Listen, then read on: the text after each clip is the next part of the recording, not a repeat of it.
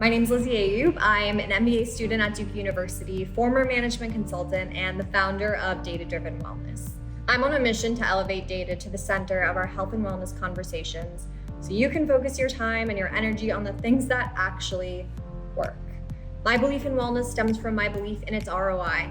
I think when we invest in ourselves and we take care of ourselves, we show up in this world as the happiest, kindest, most productive humans that we can be. And that affects society at large, but also our friends, our family, our coworkers, our classmates, really everyone. And so while I am in business school, taking the ROI lens, I really do believe it's true. And I found that a few years ago, the online health and wellness space was becoming really saturated. Part of me loved it, because all of these niche modalities that I had tried growing up, acupuncture, I did for allergies when I was in elementary school, different biofeedback techniques for meditation, these were now becoming more mainstream and almost trendy. And I loved that.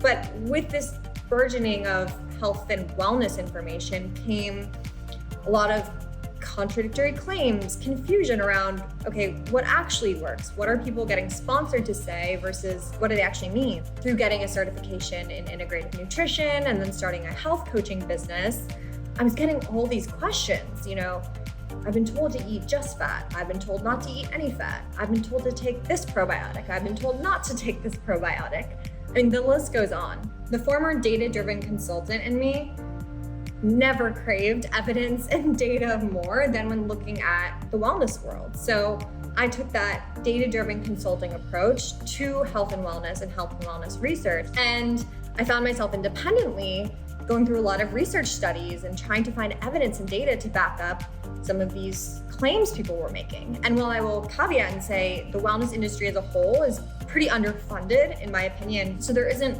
a ton of what you think of as traditional research and data, there's quite a bit of it. And I wish there was more, but there is some. And I found myself relying on research studies, evidence-based insights, reading through different journals, and trying to get my head around all of these wellness modalities from a data perspective.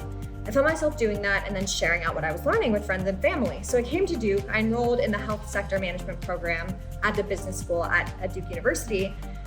And I did a project to validate, see if this hypothesis was real, that these are not just questions my friends and family are having, but these are questions that broadly, bigger circles, bigger groups of people are having around what wellness trends actually work? Where should I be spending my money and my time? Can this help me or will this harm me in doing different techniques or taking different supplements? So I did validate this hypothesis via a project that I did. Turns out a lot of people are having these questions.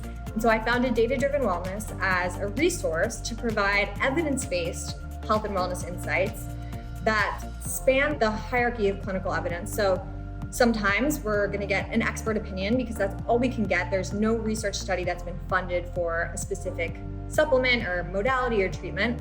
Sometimes we'll get a systematic review or a meta-analysis of many different studies, and the answer is pretty clear. But the common thread through everything I post is that it's transparent, it is based in research, based in data. And when I say transparent, I mean, if it's something I'm sharing as an N of one series, I'm one person, I will be transparent about, okay, I've used this supplement for this many days, and here is, how my skin looked before, and here's how it looked after.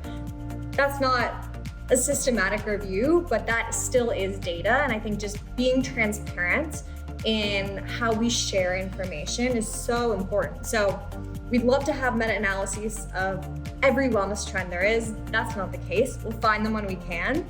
Sometimes we need to rely on, like I said, expert opinions or N of one transparent, authentic information. But having these insights be rooted in data versus just claims spewed willy-nilly is something that people are craving. Thanks for following along, and hit subscribe if you want to make sure not to miss any of the new insights that we post.